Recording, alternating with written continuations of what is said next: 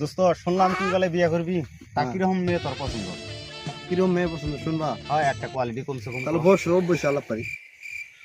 আমার এক নাম্বার কথা যেটা সেটা হলো মেয়ে লাগবো কাকের মতো ফর্সা। তার কারণ তার কারণ আমি যখন আমার বউ নিয়ে আমি যখন রাস্তাতে বাইরে বউ তখন জানি 2-4-5 জন মানুষ আমাকে দেয়, আমার বউরে দেয়া বাদ দেয়। আমার 2 নাম্বার কথা হলো মেয়ে জানি কানে শুনে না।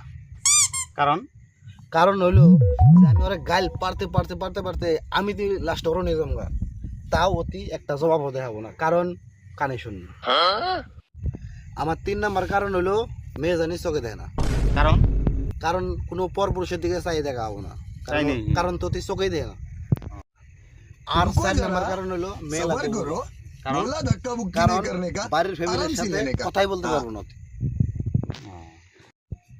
লাস্ট আরেকটাই কারণ মেয়ে লাগবো নুলা পঙ্গু। কারণ কারণ আজ জানি একটাই যে এনি টাইম বয়ে থাকে, মানুষ জানি ভাবে যে ইন্ডিয়ার পতাকা ধরে রয়েছে। ও তাই নেই। আমি মানুষ এরকম হলে কি হবো, আমার দেশে একটা নাম আছে। তুই ভাগল হয়েছিস তো আমি ভাগল হয়েছি রে দোস্ত। যে কথা কইলি তুই এরকম মেয়ে পাওয়া তো মুশকিল আছে রে। কে? কারণ বাকি 10 বছরও তো এরকম মেয়ে পাওয়া যাবো না। তাই নি?